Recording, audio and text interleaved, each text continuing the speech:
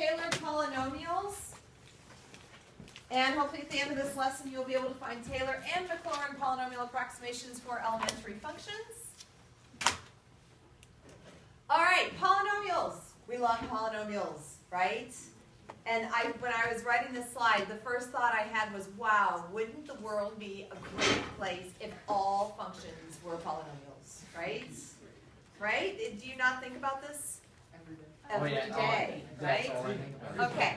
So, and if you think about it, right, polynomials, they are always, domain is always all real numbers, right? No, never undefined, right? No asymptotes, no weirdness, just nice, normal inputs, easy to find maxes and mins, easy to differentiate, easy to integrate, right? We love polynomials.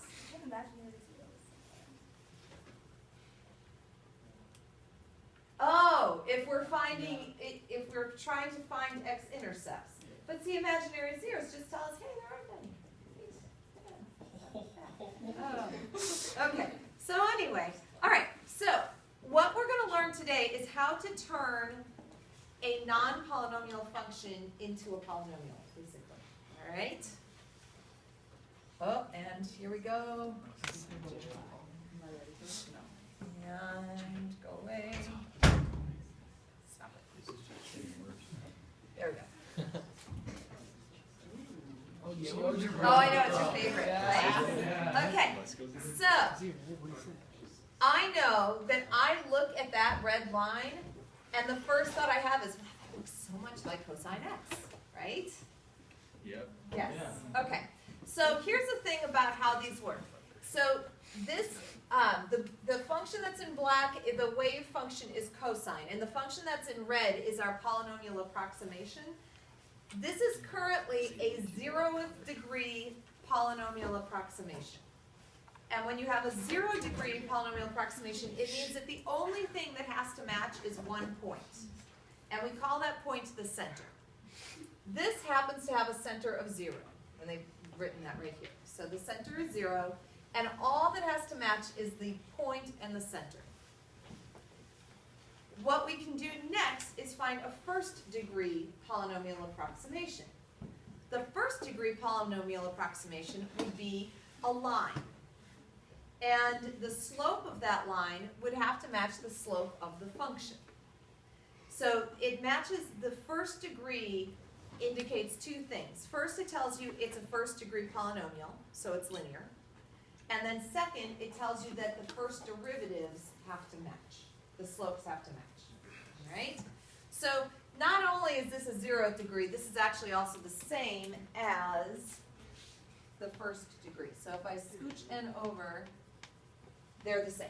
Okay, so this is our now 1st degree polynomial approximation. If we find a 2nd degree polynomial approximation, that means that it has to be a 2nd degree polynomial, so it's quadratic. What's the shape of a quadratic? Parabola, right? So it's going to look like a parabola.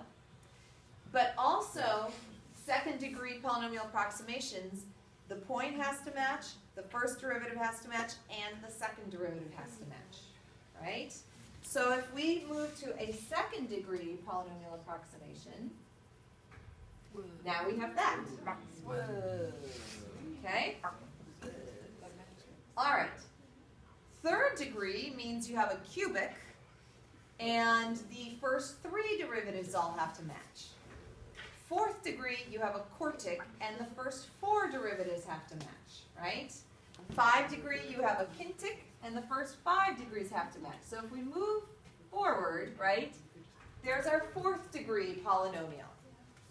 Does that make sense? So now, if you look, it's a 4th degree. Just remind you of those x to the 4ths, right? 4th degree polynomial, and the first 4 derivatives match. If we move through the ends, we have a 6th degree. Now, down at the bottom of the screen, they're actually showing you the actual polynomial that's being graphed. They're building it. And what happens is, as the polynomial builds, as you add degrees, none of the earlier coefficients or terms change. You just add more terms to it. So this one, this is our 6th degree. There's a reason that it's only every other term for this particular example, and we'll learn why in a few minutes. But anyway, so this is the 6th degree. so the next term would be the 8th degree. There's 8, there's 10, there's 12, 14, 16, 18, 20, and they just kind of wrap around the function. The higher the ends, the closer it is to the actual function, right? So this is a polynomial that approximates cosine x. All right? It's a 26th degree polynomial, and it approximates cosine x pretty well, from looks like roughly negative 10 to 10, about, right? Once you get outside, it's going to, again, veer off, and they'll look different. But around the center, it's pretty darn spot on, right? Okay. And if, yes, and then as you as you add more degrees, you get, it'll expand further out, right? Wouldn't that be an interesting thought? To take this polynomial that we've got written here and write it as a series, right? It's not possible, Mr. It's not even, it's not possible at all. Yeah. Okay. Okay, but that is a thought for a later day. Okay. So today, yes, today we're just going to focus on building the polynomials. All right, so do y'all kind of get a picture in your mind of what we're doing? So we're creating a polynomial that approximates a non-polynomial function. Okay, so we're going to I'm going to walk you through this kind of slow, and you don't have to write this, just kind of follow along. Because this is the method that we use in this first example is not the method we're going to use going forward. It's more just to show you how we derive the Taylor polynomial formula, okay? So we're going to kind of derive it. Okay, so to create a polynomial approximation, you need to be given two things. You have to be told what it's going to center around, and then you have to be told how accurate does it need to be. What degree polynomial are you going for, right? Okay, so if we wanted, for example, to create a first degree polynomial to approximate f of x equals e to the x around x equals 0. All right, so we're just going to match. When we have a first degree polynomial, it means the polynomial needs to be first degree, so it's linear. And the point and slope have to match the original function at 0. So, linear function y equals mx plus b, right? We're not going to do that format. We're going to write our polynomials a sub 0 plus a sub 1x. If it was x squared, we'd go plus a sub 2x squared plus a sub 3x cubed, right? Where the a's represent the coefficients. All right. So for this one, to make the point agree, first we find f of 0. F of 0 is e to the 0, which is 1. So now we know that our p of 0, which is our a sub 0, because you plug in an x, all the x terms go away, we're just left with a sub 0. Our p of 0 has to be 1, because the points have to match. So f of 0 and p of 0 have to match. Next, we move on to the derivatives. So f prime of e to the x is e to the x. So f prime of 0 is still e to the 0, and it's still 1. All right? We need p prime of 0 to equal f prime of 0. So, what is p prime of x? A sub 1. So, since p prime of x is a sub 1, and f prime of 0 is 1, p prime of 0, or a sub 1, has to equal 1 also. So, our initial polynomial is p of x equals x plus 1. All right. Suppose we wanted, hey, but how can a line approximate a curvy function? Can we improve it? Yes, we can. Okay. Refer to Bob the Builder. Okay. To improve the approximation, you can impose an additional condition that the second derivative also has to agree. Now we're dealing with a second degree polynomial. So now we have a sub 0 plus a sub 1 times x plus a sub 2 times x squared. A sub 0 and a sub 1 don't change. You just kind of keep adding to it, right? So now we need to find a sub 2. In order to find the second derivatives to agree, we need f double prime. Hey, but our f of x is just e to the x. So what's f double prime? E to the x. So f double prime of 0 is still 1. So then we go through and we find p double prime. Okay, so p double prime has to also equal 1. Here's p. P prime is a sub 1 plus 2a sub 2x if you take the derivative. So p double prime is actually 2a sub 2. All right? So if you start with a second degree with p, you find p prime, and then you find p double prime, you get 2a sub 2. So 2a sub 2 has to equal 1, and a sub 2 is a half.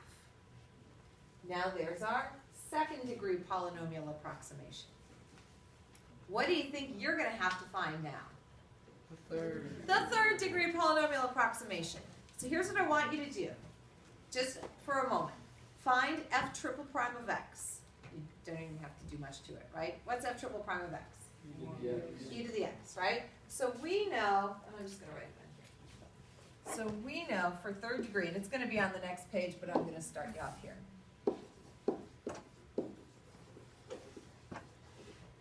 Okay, so we know f triple prime of x is e to the x.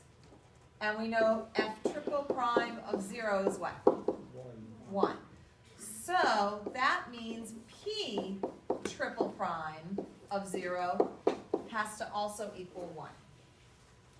Okay, so for it to be a third degree polynomial, that means the point, the first derivative, the second derivative, and the third derivative have to all match at the center. All right, so what you have to do now is find p triple prime. Let's find, I'm just going to write your p, your third degree polynomial. So you have a sub 0 plus a sub 1x plus a sub 2x squared plus a sub 3x cubed. When you find p triple prime, all the terms that fall before the x cubed will die away, right? So it's up to you. But I want you guys to take a minute, find p triple prime. And then see if you can figure out what a sub 3 is.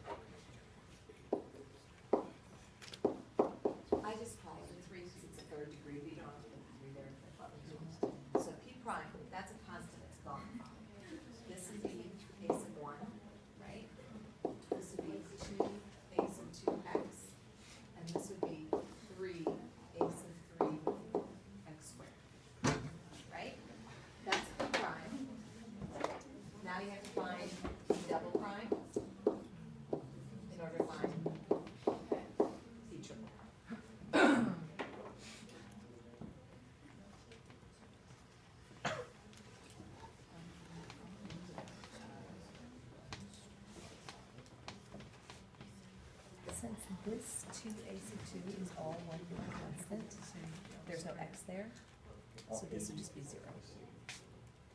Okay. Right, since there's no x there, it's not a coefficient, it's just a constant.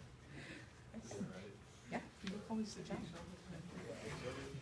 get teachers. I feel like those are more Abdallahs. Yeah, probably. Can you see the kind of him and Abdallah a little bit? I'm like way smarter. I'm sorry, everybody. No, it's 1/6.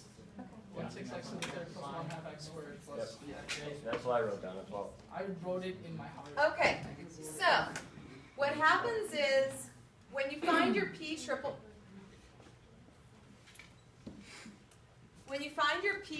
prime, you end up with 6a sub 3, and when you plug in, so then you get 6a sub 3 equals 1, so a sub 3 is 1/6.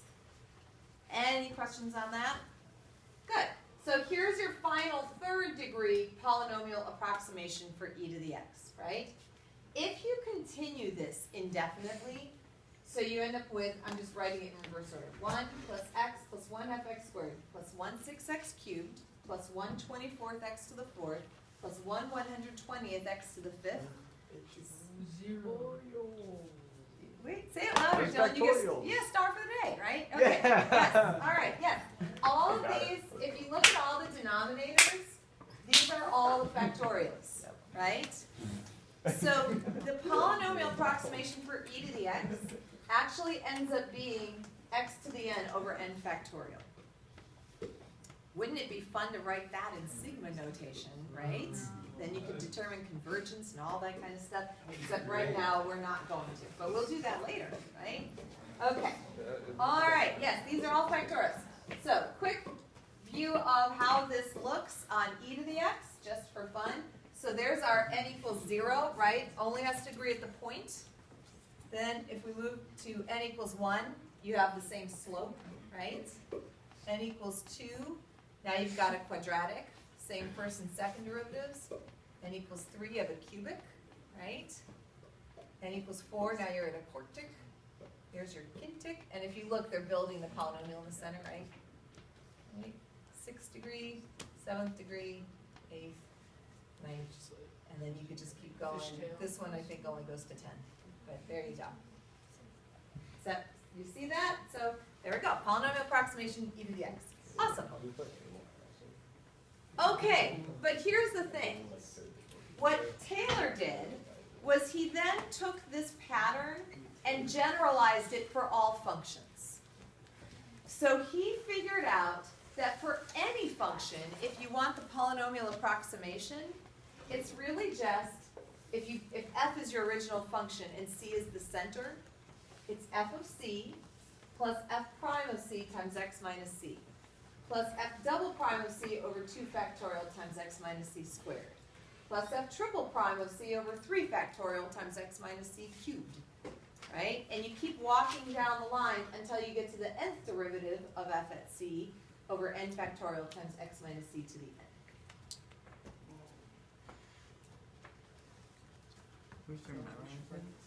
This would be a good thing to learn. Yes, yes. Since you're going to be using this for almost all of your homework problems. Yeah, cool. Like, what's the application of this? Like, what does this help us do? This chapter is math for the sake of math, Cole Dunbar. This is That literally is what it Oh, is. but it's an application of math. This class is Trying to like, remember what it is. well, this was the one that Mr. Thomas was talking about very specifically about engineering applications, where they actually always use polynomial approximations and not Oh, yeah. the actual Because they functions never have for an exact exact value. value. Yes. Mr. Monk. Yep. So, like, This is- instead of They using just e to do the x, like. But why you do you need know to some answer- Yeah, right, diverse. this is- I don't need to Who- solve Now, they're it not for actually- the number. The way that he described it, and I don't know, I'm not an Wait, was it engineer, Newton's but the method way or that he something? described it No, I was think they he don't just, like, write the measures the area polynomial with the approximation ruler. out, they write it as Yeah. what's called a power series, which we will learn how to do in section 9-8. isn't there something? So our physics teacher was talking about his engineering friend who like never does integrals. He always just uses polynomial approximate. Like he just types it into a spreadsheet and with a certain amount of error. And Yeah. then just Because instead like of, I don't need to X- solve the integral. Yeah. I just needed the number for it. Wow, Yeah, that's so great. it's- See, there you go. Okay, good. Wonderful. All right. Now, if you guys remember the relationship between mean value theorem and Rolle's theorem, What's Rolle's theorem? Rolle's theorem was the specific case of mean value where the slope was 0. So it was really just mean value. Mean value says that there has to be where the slope of the tangent equals the slope of the secant, and Rolle says, hey, look, when the endpoints are the same, it's 0. So Right? why do we even talk about it? So- You give Roll the satisfaction of when we think Yeah, He just took an existing theorem and named one case of it after himself. So basically, I mean, so literally I could just say, well, I'm going to make Dylan's theorem, which Did you know- if a derivative exists, an integral exists. There we Okay. go. If the slope of the secant line is 1, that means that somewhere the slope of the I tangent mean, line I has just to be taken 1. what the first theory That's we it, have there you go. access You got it, right? Okay. So, I'm just taking the first theory. anyway, Maclaurin was a mathematician who came along about 15 years after Taylor. My brother made it. And what he did was he let the center be 0 and used the exact same formula with a center of 0, and those are now named after him. Wow. So Wow. Now, the big difference on the AP exam is the AP exam will never ever refer to Rolle's theorem. Everything is mean value, right? Even if the slope is 0, it's still mean value. However, the AP exam will refer to a Maclaurin polynomial. So, if they ever say, write the Maclaurin polynomial, it's the same as a Taylor polynomial where your C is 0. All right? So there you go. So, Taylor polynomial, Maclaurin polynomial. I need to see his works cited page, Ms. Yeah, Price. where's the Otherwise- parenthetical documentation? He Yeah. can submit his work to Turnitin.com. Yeah. Yeah, it caught him. The similarity was 100%. Something tells me, and I have to be honest, I haven't read the history of Maclaurin, but I have a feeling he probably did some good mathematical work as well. Otherwise, Yeah, sure. I don't know. Look at Newton. What did Newton do? Let's be honest. I Come on. heard Newton basically stole all another guy's work when he made the integral. Someone else made all this it's stuff. about Leibniz. Yeah. I'm pretty sure. Yeah, but I And mean, he just made the symbol. He just Actually, gravity. Everybody knows about gravity. It's been proven that Newton actually came first for the majority of it, that Leibniz was the first one to create the notation for derivatives, but that Newton actually came up with the conceptual basis for it. working. And they didn't work together. They very much created different parts of calculus independently. Neither one really stole from the other. Who's the most valuable mathematician? Oh, in your opinion. Newton was voted the second most valuable person in existence for the second millennium or whatever, from 1000 to 2000. Who was Number one. Probably Einstein. Why? No, the first Or Gandhi. was Gutenberg, who created the printing press. Oh yes. Oh, No, that's fair. Yeah, I guess. No, he deserves Okay. It's not fair. I don't know. I feel like Newton. Without Newton, there would be no Here we go. printing No, but press, you can probably. spread the information. Okay, let's Then walk how do you know about okay, gravity, okay, and then how would okay, you know I'm so that? sorry for getting us off topic. So, here we go. We're going to find the fourth Taylor polynomial for f of x equals ln x, centered at c equals 1. What I want you to do, whenever you have to find a Taylor polynomial, say this is a fourth degree, then the first thing I want you to do is write f of x, f prime, f double prime, f triple prime, f quadruple prime, right? You've got to find the first 4 derivatives. And then you have to find them at 1. F of 1, f prime of 1, f double prime of 1, f triple prime of 1, f quadruple prime of 1. So I'm going to take a minute, find all of your f primes, and then all of your f primes of 1.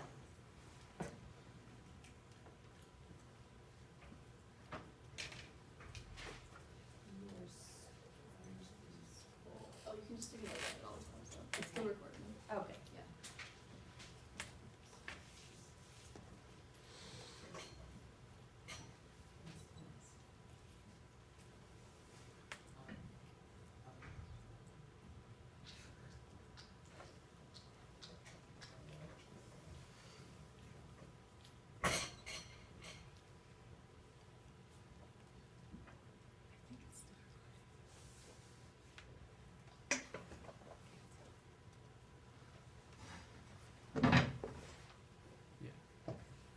Doesn't have a little counter. Oh, it has it right behind it.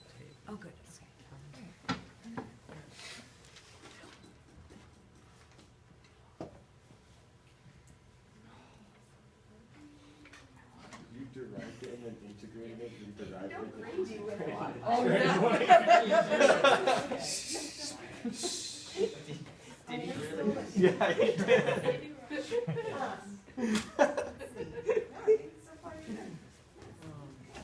Kids going places. Not college. Not yet. Well played. Yes, exactly. And a big tech.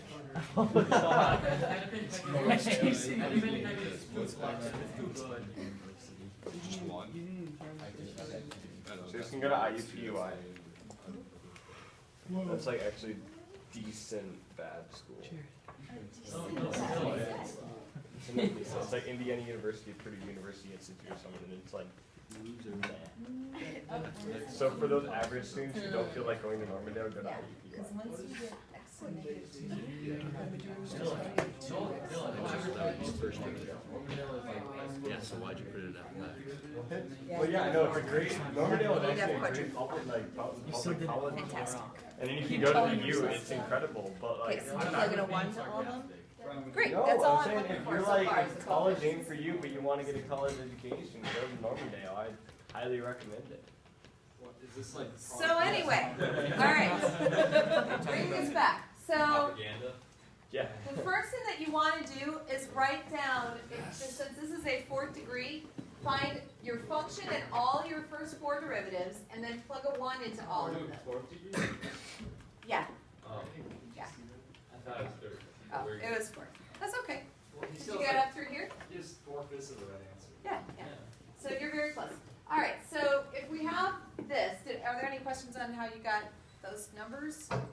Now you're just plugging them, literally just plug them into the formula. So when we plug into the, that's a nice guess. So when we plug into the Taylor polynomial, it always goes a sub 0, right, which is your f value, and then a sub 1 times x minus c to the first. So 1 times x minus 1 to the first. And then a sub 2, negative 1, over 2 factorial times x minus 1 squared. A sub 3 over 3 factorial times x minus 1 cubed. Why is it minus 1? That was the Oh, okay. a sub 4 over 4 factorial times x minus 1 to the 4th.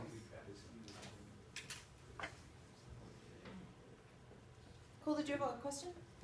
No, I got answers. Okay. All right, and then the only thing I did was just reduce the fractions. Whoa. How'd you do that?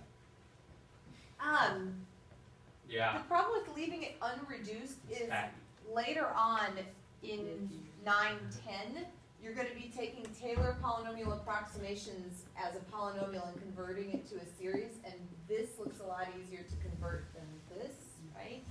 So sometimes, like this one looks really big, so it would be actually very easy to convert. 1 over. Yeah, it's just negative 1 times, to the end, right? Can you just change this to summation? Over n factorial, yeah, or Sort over, of yeah. supposed to be. So anyway, okay, but today we're not doing it. All right, are there questions on how to write this? Let's try another one. X minus C and C. Oh, Okay, find the third Taylor polynomial for f of x equals cube root of x centered at c equals 8. You will need a calculator because the fractions get kind of big. some people. Challenge accepted. No, we don't. Okay. Wait, are we gonna remember?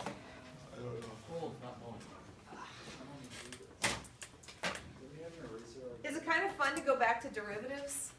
Derivatives are easier, but like I never liked them much. I like when derivatives were Like, like, Yeah. I always started using them in my Like golf. 2x? You know what's even easier Yeah, than derivatives? What's easier than derivatives? Algebraic equation. Yeah, exactly. Why can't we just do like x plus 3 equals 6? Come on. Yeah. My little sister's doing that, and it's Do easy. you make fun of her? No, but I'll like she'll ask for help, and I'll look at it, and I'm like thinking in my mind, like, oh my gosh, this is really easy. You know what's funny though? Even though it might feel easy, it's still not exactly easy to explain, right? Every level along the way, is difficult to teach. Yeah, because then you have to talk about inverse operations, right? You have to talk about balancing What are the inverse equation. operations? What the? Right. I just- Addition, subtraction. Oh, like where you subtract from each side and stuff? Right, right, do it right. If you think opposite about of it, Yeah, teaching I forgot that was even a arithmetic could thing. be the hardest So, step. yeah, I feel like the first math. Yeah, the is probably first thing, hardest. yeah, Mhm. teaching arithmetic is harder than learning like But yeah. maybe even now. Did you just say Right. arithmetic? Yeah, I did. Okay. Arithmetic. I was helping somebody with geometry on this at one point. Oh, chill. Yeah. That was Oh, interesting to sort of go back to because you know, like I think it works through the problems. Right. But you have to remember well enough to explain To it. explain, it's always harder to teach, right?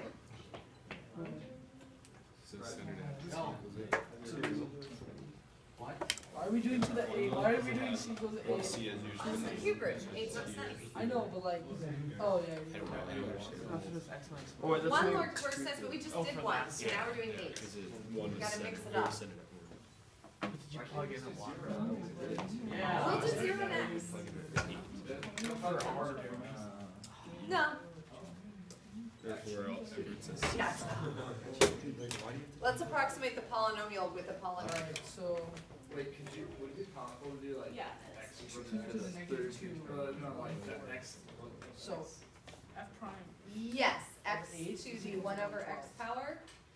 You'd have to do logarithmic Did you differentiation. know that f prime of 8 when You have set equal to y, take the log of both sides, put the exponent out front, product rule. is 112. That's on our test. Alright. So Whatever. 1/32. What's Yeah, whatever did happen to our bonus. what's 9/10? I have them almost ready to go. I have to make answer keys and get them printed and then I will hand them out. I got negative 1 over 144. I will be handing out those quizzes probably Friday, and I'm gonna give you 1 week to get them done. One day. There's a button 1 week. multiple.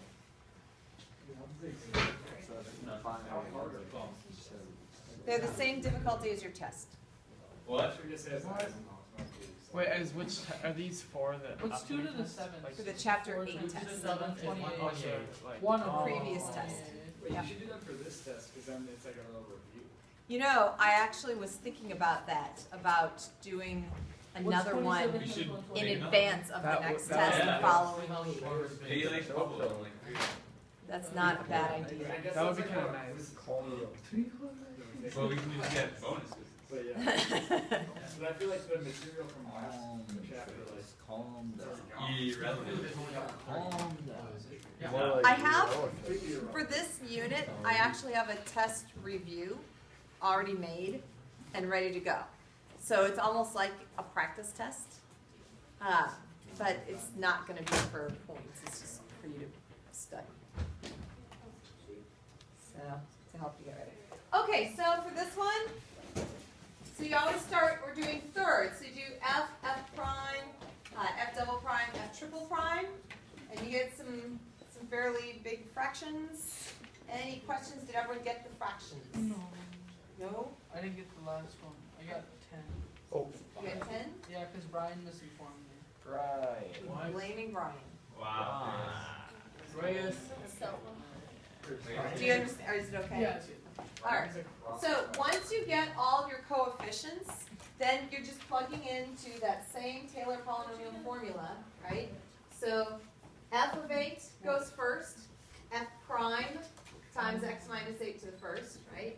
Then your f double prime of 8 I forgot to multiply. times 1 over 2 factorial times x minus 8 to the second, f triple prime of 8 over 3 factorial times x minus 8 to the third.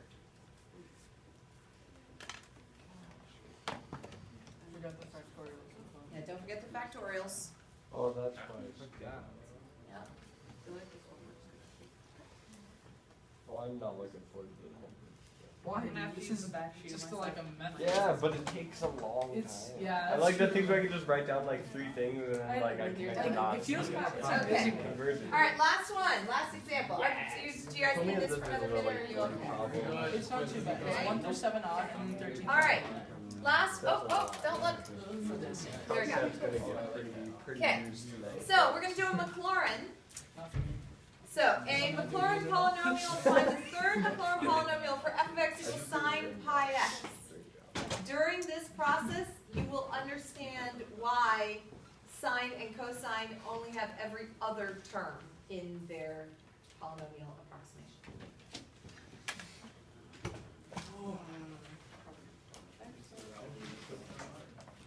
I heard Bernoulli was more important than Newton. It's like he takes Newton stuff and then he makes it useful. But were Newton not to exist, would Bernoulli have been as?